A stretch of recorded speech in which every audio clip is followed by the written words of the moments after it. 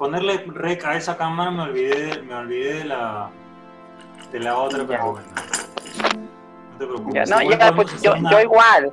Yo también me olvidé de consultarte antes. Pero bueno, hay que tomarlo como una pre-entrevista. Exacto, exacto. Una pre-entrevista. Ya, entonces, bueno, yo creo que ahora vamos a aterrizar más. Yo creo que va a ser más, más Más ya al conciso, grano. claro. Ajá, sí. Entonces, recuerdo que lo primero que te pregunté es cómo te describes, cómo consideras tú que la gente te ve o cómo es como tú quieres que la gente te vea, ¿no? O sepa de Javier Juan. Bueno, en realidad, mira, yo no escribo pensando necesariamente en un lector particular. Yo lo que hago es un poco seguir el hilo de la historia y seguir la voz de quien está narrando la historia y con eso logro o no logro o fracaso nomás en el intento de contar una historia. Yo creo que cada historia y cada libro encuentra finalmente su lector y encuentra la gente a la cual le pueda gustar lo que uno hace o le pueda no gustar lo que uno hace, ¿no? O sea, cuando te has planteado escribir, por ejemplo, el último libro lo tenemos levantado hacia el Señor y los demás, pero digamos, haciendo referencia a este último, no lo has hecho pensando en un público objetivo. O sea, tu público no ha sido LGBT, sino en general, alguien que quiera leer, entretenerse mientras lee un buen texto ya.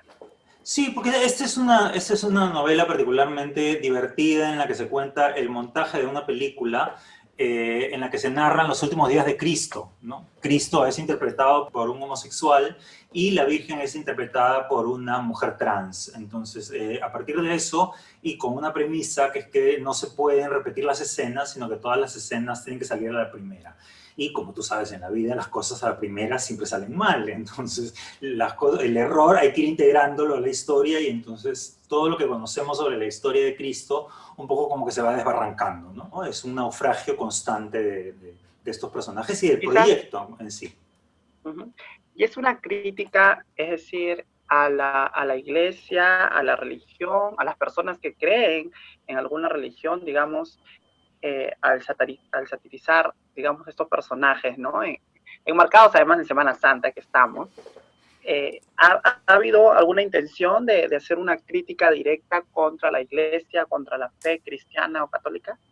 No, mira, no directamente como si fuera parte de una agenda política, sino que la Iglesia Católica con sus propios errores, con sus propios delitos, sus propias maldades a lo largo de la historia se ha criticado sola y se ha bombardeado sola, ¿no? No he tenido yo que hacer el trabajo. Finalmente yo tampoco critico ni estoy en contra de que la gente tenga alguna fe religiosa o algún tipo de espiritualidad, que siempre va a ser algo que nos ayude a soportar, en todo caso, la pérdida de gente que uno quiere o en momentos terribles tener la esperanza de que hay alguien superior que te pueda ayudar, ¿no? Pero yo no practico O ninguna esta época religión. de coronavirus, por ejemplo, ¿no?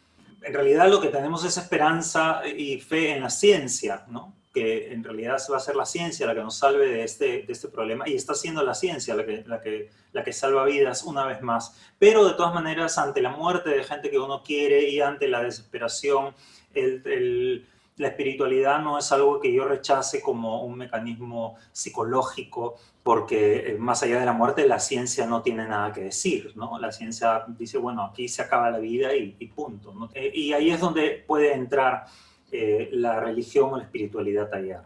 El problema es cuando la religión entra a tallar antes de la muerte, ¿no? Cuando entra a tallar en la vida civil, en la vida sexual o en los tratamientos médicos. Hay mucha gente que abandona sus tratamientos médicos por alguna chamanería o algún rezo de salvación, de curación o alguna de estas charlatanerías que forman parte, lamentablemente, de la espiritualidad también, ¿no? ¿Y consideras que es contradictorio que haya una persona LGBT que sea muy creyente de alguna religión en particular, que se encomiende a Dios, por ejemplo, que crea en una virgen? ¿Sientes que es una contradicción para su causa, para su ser? No, por varias razones. Primero que hemos sido criados, nos guste o no, bajo la línea católica y hay algunas figuras espirituales que acogen a la gente LGBT como Sarita Colonia, y no por el hecho de formar parte de una comunidad o por tener una orientación sexual distinta de la norma, uno va a prescindir o va a no necesitar de la ayuda espiritual. Es más, todo lo contrario, cuando la vida falla, cuando la vida se convierte en un infierno y cuando la vida es una mierda, uno necesita recurrir a ciertas estrategias o a ciertos bastones, y la religiosidad es uno de ellos. Te repito, yo no profeso ninguna religión ni formo parte de ningún credo, soy ateo, pero no estoy en contra de que la gente profese alguna religión y forme parte de eso. El problema es cuando estas religiones utilizan sus credos y sus dogmas para atacar la población trans, a la población LGBT, para sustentar y para ser la base teórica de la homofobia. Pero hay que separar entre iglesia, que es una institución, de lo que es la religiosidad real, de una gente que se acerca a un ser que siente que es un ser superior, o a una figura en la cual le encuentra consuelo para la situación difícil en la que está. O como en el caso de las mujeres trans que se ven obligadas a prostituirse, que le piden a Sarita Colonia que las proteja para poder volver con vida a casa después de esa o en los noche, ¿no? 70, en los 70 que fue muy fuerte, por ejemplo, las creyentes de la Virgen de la Puerta, ¿no? Que en la Victoria, y que creaban toda una semana para,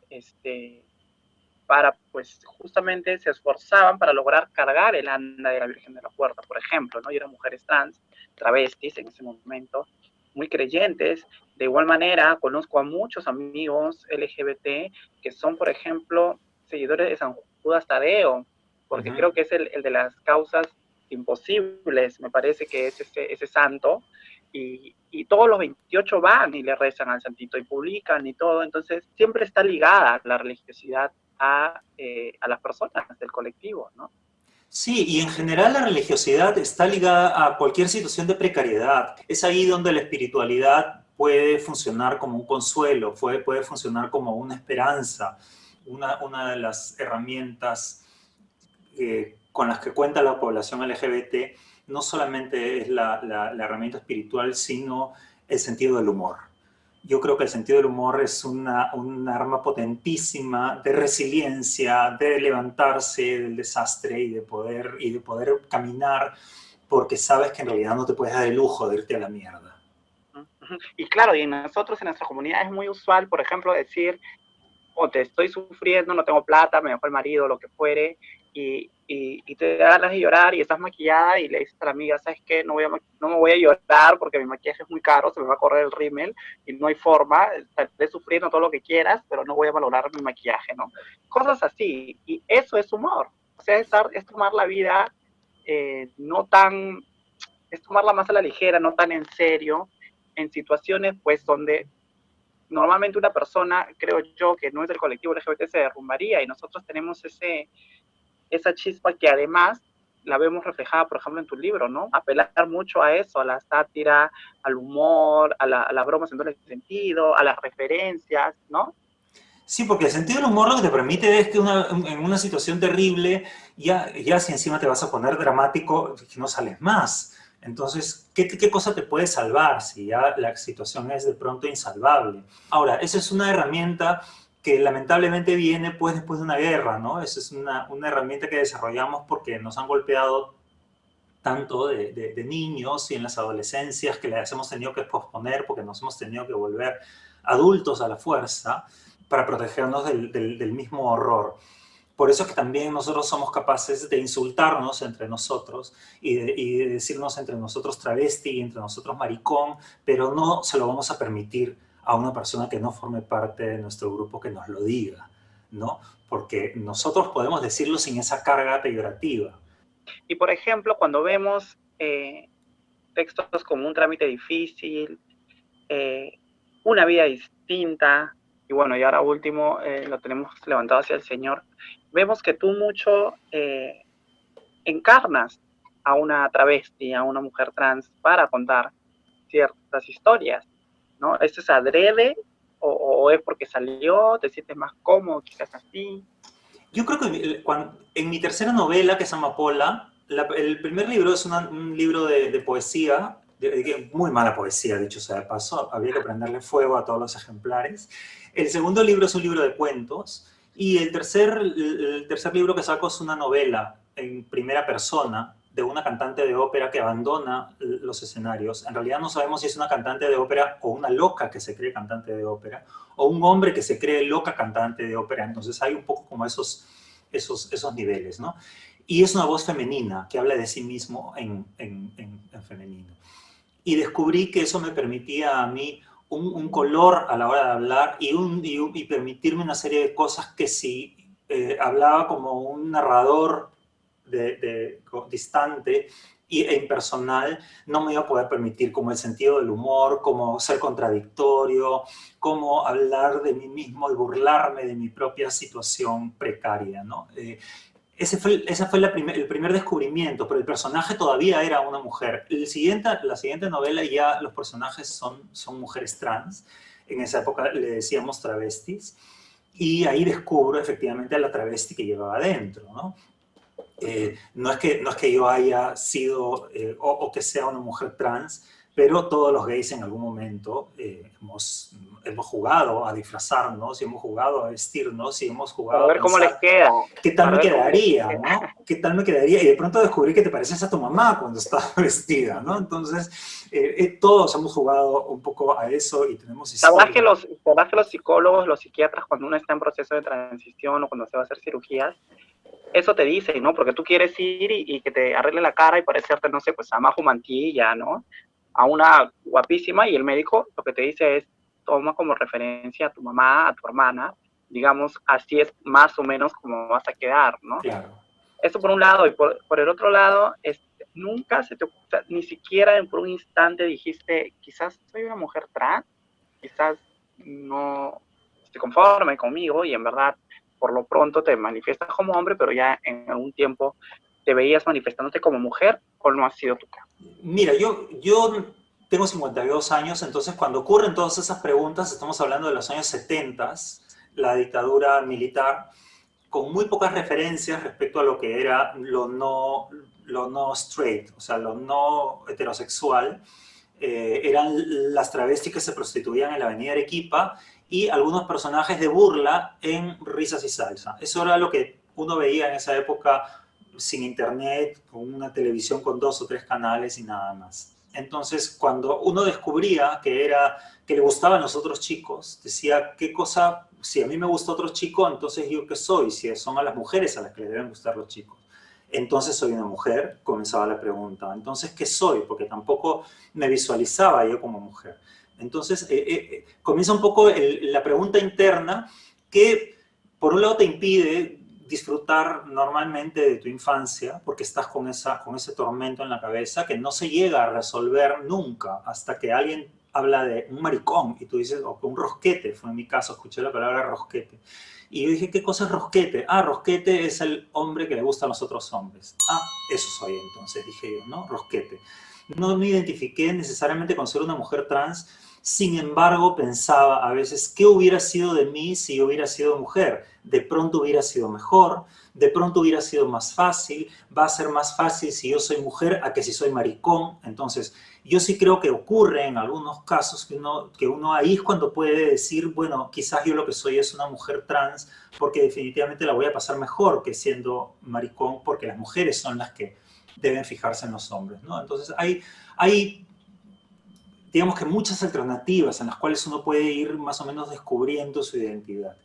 En mi caso fue descubrir que yo era rosquete y bueno, obviamente cuando tenía pues 19, 20 años con mis amigos, sí jugábamos a travestirnos y sí en las fiestas de disfraces íbamos travestidos ¿Dónde o están de estas fotos, esos personaje. videos? Esas Ahí fotos, están, esos ahí videos. están. ¿Bajo 7 llaves o no?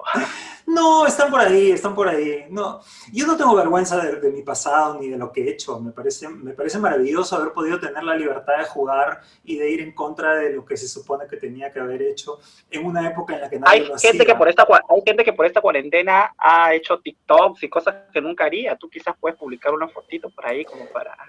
Claro, claro. Además, sí, obviamente la cuarentena lo que te hace es también tener la sensación de que como todo esto se va a acabar, mejor de una vez saco al aire cosas que no había dicho antes, ¿no? Entonces se está viendo ese efecto también un poco extraño, de la gente que se siente con un poco más de libertad a pesar de estar encerrada, ¿no?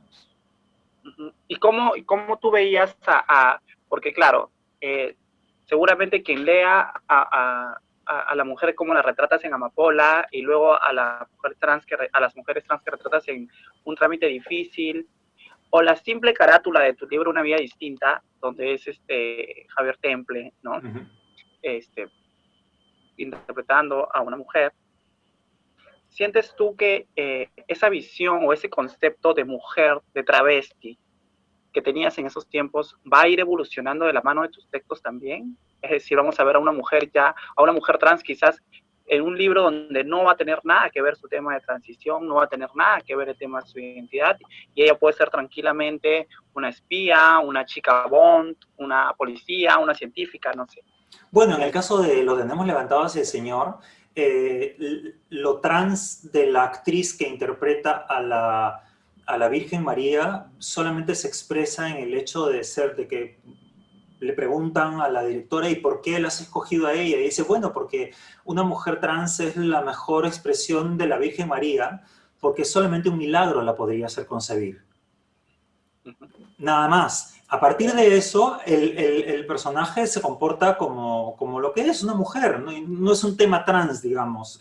Simplemente es una actriz trans que está interpretando a la Virgen María, igual que podría interpretar efectivamente a una espía, a una secretaria o a una médico o a lo que sea, ¿no? No ¿Sientes juega que lo trans como temática de problema marginal, digamos.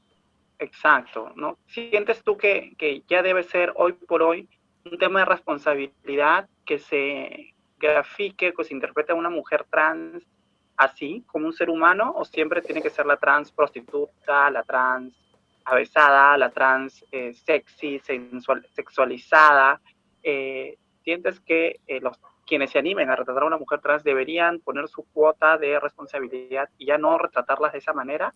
¿O sientes más bien que sí es válido que lo hagan, aunque eso para muchas pueda ser revictimizarnos o seguir en la etiqueta de, como tú mismo señalabas, marginadas, ¿no? Sí, mira, cuando uno retrata a una población LGBT puede caer en el peligro de reforzar el estereotipo, ¿no? Es decir, la trans, voluptuosa, sexualizada, prostituyéndose y en el que el tema de su vida es ser trans. Ahora, si tú te pones a mirar para atrás en los contenidos culturales de los 90s y 80s y para atrás, los homosexuales también eran eh, interpretados como estereotipos, ¿no? Era la loca, era la loca que solamente el hecho de ser maricón era su personaje y Peluquero. su drive, era la peluquera, el que no pasaba nada más. En los últimos tiempos ya estamos viendo personajes homosexuales en los cuales su homosexualidad es un elemento más de su vida. Es como si tuviera el pelo negro o como si hubiera estudiado medicina o como si tuviera la madre muerta, un elemento más, pero no es el elemento central de su historia. Entonces, de la misma manera, yo creo que con la población trans va a suceder lo mismo, que es que al comienzo se le retrata con el estereotipo, que la gente lo lee muy fácilmente, el espectador, pero a poco se van a comenzar a retratar trans en situaciones en las cuales lo trans no tenga absolutamente ningún papel. Eso va a ir ocurriendo poco a poco, en la medida en la que haya más actrices trans y en la medida en la que los productores de contenidos culturales vayan pues mejorando también. Y además también en la medida en la que nosotros mismos produzcamos nuestros contenidos culturales, ¿no? En los que el gay no siempre sea el que se lamenta y tiene una vida trágica y sufre y el amor desgarrado y se muere, que de eso ya hemos tenido un montón, ni de la trans que sea siempre la prostituta marginal que termina asesinada por un policía, porque de eso también hemos tenido un montón. Entonces, ya es hora de que incluso nosotros mismos produzcamos nuestros contenidos culturales distintos, nuevos, que se acerquen también a esta otra realidad que es la normalidad. Entonces, digamos, podrías recomendar a mujeres trans que lean Una vida distinta, Un trámite difícil. Sí, y también me encantaría que las mujeres trans comiencen a escribirse a sí mismas sus propias historias, porque yo he escrito desde mi experiencia trans, mi experiencia travesti, de haberlas conocido, de haberlas tenido muy cerca y de escucharlas hablar y de cogerles esta capacidad de hablar de varias cosas a la vez y de retomar, y irse por las ramas y regresar, y de utilizar el masculino y el femenino indistintamente y del sentido del humor para poder salir del desastre, y eso lo he rescatado en una vida distinta, en un trámite difícil, Te pero contaré que ya hay, te contaré que ya por ahí hay una chica trans en Arequipa que al parecer tiene ya unos escritos de lo que podría ser un libro. Entonces, vamos a ver, quizás así como esa cualidad que dice Beto Ortiz que tienes tú para adelantarte a la época, ya también hay una chica por ahí que acaba de escribir y quizás más adelante te pueda leer sus historias. Ahora, ya que lo mencionas, ¿has recibido algún tipo de crítica? Porque bueno, hay de todo en realidad y tú mejor que nadie lo sabes de una mujer trans que te diga, oye, tú, ¿por qué eres gay? Tienes que hablar por mí, ¿no? ¿Por qué te tomas no sé, esa esa atribución. profesión? No, no lo ha habido, no sé si porque no me han leído, aunque yo sí creo que hay varias mujeres trans que lo han leído, de algunos grupos que les he dado los libros, y lo que he recibido son buenas críticas, se han reído y nos han dicho, bueno, efectivamente sí, me siento identificado acá, y me siento identificada, y yo soy esta, yo soy aquella, ¿no? Ahora, yo soy, obviamente, yo no soy una mujer trans, yo tengo adentro una mujer trans que se activa literariamente, yo soy una travesti literaria, pero mi experiencia no es completamente una experiencia trans como podría ser la de una chica que a los 13 años la echan de su casa y se ve obligada a prostituirse en la calle, y la coge una travesti mayor, es decir, todo esto que te estoy contando que es muy usual, ¿no? No ha sido mi experiencia, la puedo retratar, pero sería interesante que la misma gente trans también se retrate.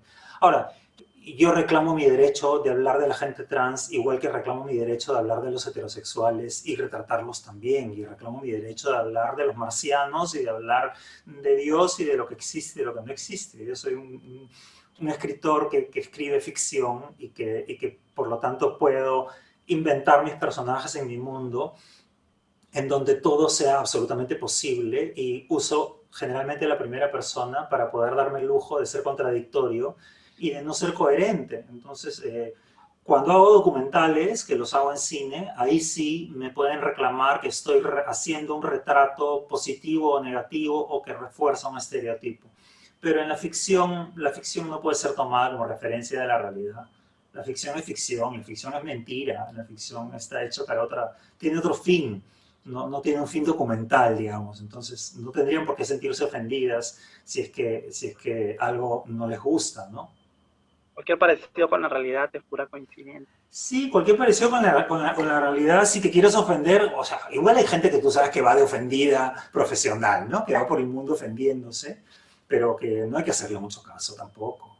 Que cada quien escriba lo que quiere, y si no les gusta, tiren el libro, pueden pedir que les devuelvan su plata en la librería y búsquense otro autor, así nomás. Uh-huh, uh-huh. Y ya que lo mencionas, bueno, tú sabes que el mercado aquí literario en el Perú es complicado. Eh, ¿Cómo ha sido tu experiencia, no? Porque, bueno, por ejemplo, si revisamos las editoriales en las que has publicado, vemos que sí, por lo menos dos de las primeras has publicado hasta 2 publicaciones. Sin embargo, estas 2 últimas eh, tienen una historia, ¿no? Mira, las tres primeras se publicaron en Perú, y luego me di con la pared de que ya ninguna editorial peruana me quería publicar, entonces me fui a buscar editoriales en España, y me recibió la editorial Pretextos, que es una de las editoriales más prestigiosas de habla hispana, si no es la más prestigiosa, donde publiqué 2 novelas, Una vida distinta y Un trámite difícil, y luego publiqué en Sud Ediciones, que es otra editorial muy prestigiosa que dirige Juan Bonilla, el segundo premio Vargas Llosa, o primer premio Vargas Llosa. Y luego publiqué en una editorial en Nueva York con otros autores. Luego, cuando vengo a Lima, con todo ese currículum que te estoy diciendo, me di con la pared de unos editores peruanos que no querían nada conmigo, que no querían nada con mis historias, que no querían nada con algo distinto de lo que fuera que ellos escribieran o de lo que ellos publicaran. Entonces, me ¿Fue estuvieron... por el tema gay, por el tema LGBT? Yo me imagino que sí, yo me imagino que sí. Son pues homofóbicos de closet, porque no pueden decir abiertamente que son homofóbicos. Sin embargo, les llega un escritor gay y entonces se aterran y no quieren publicar eso y creen que el mercado los va a satanizar y castigar y entonces creen que las señoras del regatas van a salir corriendo si publican un libro mío. Lo cual es mentira, porque todas las señoras del regatas que han leído mis libros han cagado de la risa, o sea que tampoco es que va a pasar nada si publicas una cosa como la mía. Pero esas editoriales solamente publican a gente gay si es que ya son conocidos, ¿no? Como en el caso de Beto Ortiz o como en el caso de Jaime Bailey. ¿Cuál fue la publicación a la que tocaste puerta cuando viniste de España y te estuvieron aguantando o paseando, como decimos? Una novela que se llamaba Monólogo de una mujer que se hunde, y me estuvieron hueveando 6 años con esa novela, y luego El cine malo es mejor, estuvieron 3 años diciéndome sí, sí, ahorita lo publicamos, ya, ahorita en febrero, no, ya, ahorita no, ahorita después, y nunca concretaban nada. Hasta que un día me di cuenta que en realidad lo que se me estaban es hueveando, me estaban congelando bajo la promesa de publicarme. O sea, ni siquiera tuvo este editor la franqueza y la honestidad de decirme no te voy a publicar. Entonces cuando yo me di por despedido, igual que cuando esperas a alguien en una cita y a los 15 minutos te das por plantado, me di por despedido y me fui a publicar por mi cuenta. Me inventé mi sello editorial que se llama Testigo 13 y pagué la impresión de mis libros y pagué la distribución y fui un éxito. Y ahora estoy moviendo este segundo libro en este nuevo emprendimiento editorial que es independiente, que se llama Testigo 13.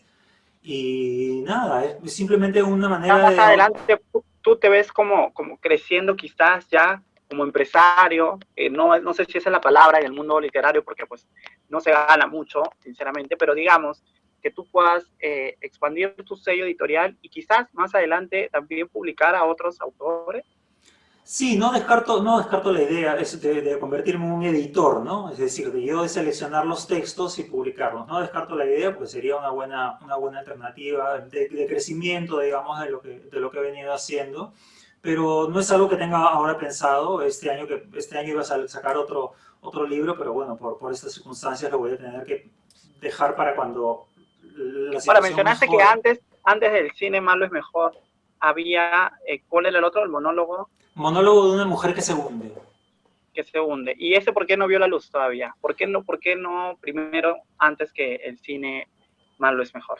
Porque yo consideré que El cine malo es mejor en una novela mucho más simple, escrita para gente que no lee, una novela muy fácil de leer, muy audiovisual, y era como una ruptura, y era mucho más malcriada que Monólogo de una mujer que se hunde. Escribí El cine malo es mejor un poco para recuperar mis ganas de escribir y reírme, pensando que que no lo iba a publicar nunca. Yo lo hice simplemente por jugar y resulta que el libro lo leyó Juan Bonilla, que es este escritor español, y me dijo, esto está brutal, tienes que publicarlo. Y le digo, pero esto no es para publicar, es una joda que he escrito para que mis amigos se caben de la risa. Y me dijo, no, públicalo. Y eso, él fue el que me dijo que lo publique, por eso es que salió primero ese libro y luego salido, lo tenemos levantado hacia el Señor, que es en realidad la película a la que hace referencia Divina Lima en Un trámite difícil. En Un trámite difícil, Divina Lima, que es este personaje que es la Entonces travesti está más... bien. No, no, sí. Divina Lima, que es en Un trámite difícil, la travesti más bonita de la ciudad, así como se presenta, recuerda que en algún momento interpretó a la Virgen María, ¿no? Y habla como que ese fue su momento más alto de gloria, ¿no? Es como una secuela, digamos, como un libro complementario. Sí, es un libro complementario porque son universos que se unen, ¿no? Hay personajes que se repiten, es como un universo en el que se repiten algunos personajes. En el de Chico que diste por muerto, que es un chico que se cuenta la historia de un niño que es secuestrado a los 14 años y que cuando es liberado en su casa, su vida era tan infernal que decide no regresar a su casa, sino que se pierde y se dedica a mil cosas desde prostituirse hasta maquillar muertos, ¿no? Entonces, un poco como que cuenta su vida desde su vejez toda en tiempo presente. Y él es uno de los personajes que aparece también en una vida distinta, que es una fiesta en la que hay un asesinato. Hay uno de los invitados que es este señor mayor que viene rodeado de unos jovencitos, ¿no? Y llegamos hace 25 años con 4 tazas de café. Hubiera preferido no escribirlo, pero fue bueno que lo haga. Fue bueno publicar. ¿Qué le dirías al Javier Ponce de esa época, de hace 25 años? Sincérate, digamos que tienes por arte de magia la oportunidad de tenerlo al frente y darle un consejo, o viajar al pasado y darle un consejo, ¿qué le dirías? A mí me da miedo esa pregunta, pero me da miedo porque es una pregunta muy inteligente la que haces, pero a mí lo que me daría miedo es qué me preguntaría ese Javier a mí. Creo que él estaba muy perdido y creo que tenía mucho miedo de lo que iba a ser su vida. Y yo regresaría por una ventanita y le diría, tranquilo, todo va a estar bien, tranquilo, no es para tanto. Así te manda la mierda ese Javier. Sí, sí, yo le diría tranquilo, no es para tanto, vas a vivir cosas horribles, porque estos últimos 25 años han sido maravillosos, pero también han sido horribles. He vivido infiernos que no se los deseo a nadie, y he vivido cosas maravillosas que agradezco haberlas vivido. Y sí, le diría, mira, vas a sobrevivir a todo eso, tranquilo, sigue escribiendo. No vas a ser el poeta más destacado del Perú. No, por favor, la poesía abandónala de una vez. O sea, yo comencé haciendo música y hacía mis canciones y claro, a la hora que tuve que dejar los escenarios, dije, bueno, lo que quiero, ¿qué hago? ¿No? Publico estas como letras de canciones en modo poesía, pero eran fatales, mira, fatales, fatales, horribles, horribles. Pero Pero bueno, estaba el germen de mi decadencia y de mi marginalidad, que eso sí se ha mantenido. ajá. Y bueno, pues ya lo lanzaste y quedará como tu primera publicación. Pero Sí, y eso te permite a ti a lo largo de los años comparar, ¿no? Tu misma pluma, comparar tus enfoques, comparar cómo ya tú planteas a través de las palabras las historias o las experiencias que ya sean tuyas o de otros vas a contar, ¿no? Mira, Te Yana, permite eso. sería horrible que yo leyera un libro escrito por mí hace 25 años y creyera que sigue bien escrito. Eso quisiera decir que han pasado 25 años por gusto. Quisiera decir que yo sigo escribiendo así. No, yo no sigo escribiendo así, ni siquiera como mis primeros libros. Yo no los podría escribir ya. Felizmente los escribí en ese momento, porque hoy tengo otras cosas adentro, tengo otra voz, tengo otra simpleza. Ni siquiera me interesan cosas que en ese momento me interesaban o me atormentaban. Es decir, ha pasado mucha agua bajo el río y soy otra persona, tengo otra voz. Y felizmente ya no puedo escribir así también, ¿no? Eso es lo rico de que pase el tiempo. Y esa es la urgencia de escribir cuando uno tiene las cosas adelante. Porque dentro de 20 años ya no voy a poder escribir como escribo hoy tampoco. Entonces, cuando uno tiene la urgencia, hay que escribirlo, hay que hacerlo en ese instante. Exacto, exacto, porque además no sabes cuál de todas es la que más va a pegar, porque yo creo que si ven a alguien por ahí dices, este texto creo que está bueno, necesitas otras personas como te pasó con tu penúltimo texto donde te dicen, oye, públicalo, ¿no? Eso sí, sí tiene pasta Te juro que nunca de pensé venta. que iba a pegar. O sea, esa es la novela escrita para que nadie la lea y escrita así sin ningún tipo de pretensión ni literaria ni de ningún tipo. Simplemente fue un reto para morirme de la risa y funcionó. Funcionó. Eso quiere decir que hay que hacer las cosas y hay que permitirse salirte de la zona de confort y salirte de sentirte una persona estupenda y un intelectual y tengo que escribir así, como me han dicho. No, escribe nomás, inventa tu formato. Y esto también es una invitación para toda la gente de la comunidad LGBT y para la gente trans y para la gente no trans y de la gente en general, que escriba, que produzca sus contenidos culturales, que se represente a sí mismo. Así como te haces un selfie, te tomas una foto, escríbete pues. Regístrate, haz un retrato de ti mismo, de tu propia vida, de Claro. cómo ves las cosas. Y este encierro es una oportunidad fantástica para hacerlo. Y bueno, y si eso viene con un poquito de cash, No, mejor, ¿no? Pero no, que no sea ese el objetivo, digamos. no, Tú es que planteas que no, no sea ese el objetivo. no va a ocurrir. Mejor con una juguería, vende polos. Sí, no, olvídate, el dinero lo vas a gastar. Vas a perder dinero contratando prensa, vas a perder dinero, tiempo imprimiendo tus libros. No, dinero es lo último la última motivación de esto. Ahora, ya que he mencionado que tú mismo gestionas temas como la publicidad, digamos, de tus trabajos, de tus últimos trabajos, ¿cuál sería o qué te gustaría que sea ese mensaje boca a boca que se daría a la gente cuando habla de Javier Ponce y sus textos? ¿No? ¿Cuál sería ese mensaje ideal para ti? Que la gente diga de boca a boca, oye, Javier Ponce, ¿qué sería? ¿Qué sería eso que te ¿Quién es Javier gustaría Ponce? ¿Quién es Javier Ponce? Javier Ponce es un maricón que escribe para los que no leen. ya está? Ahí está. Ok, ha sido un gusto conversar contigo, saber más de ti. Eh, Algo más, así lo último que quisieras decir antes que terminemos de conversar y que se te haya quedado en la mente y quisieras expresar. Lo último que quiero es agradecerte, decirte que eres realmente una comunicadora excepcional, extraordinaria, eres una persona encantadora, inteligente, que me has hecho preguntas que me han puesto en aprietos y que siempre se agradece que las preguntas no sean la repetición de las entrevistas anteriores. Se nota que has hecho tu trabajo, se nota que has leído. Eso me parece valiosísimo. Y te agradezco a ti, agradezco a Crónicas de la Diversidad, le agradezco a Julio Lozo por habernos puesto en contacto y nada, gracias, eso es lo que te quiero decir. Y ojalá Muchísimas que la próxima vez gracias. que te entreviste o que conversemos sea face to face, con 1 metro de distancia seguramente, pero por lo menos en persona. Gracias a ti. Chao, gracias. Ahora sí grabamos, ¿ah?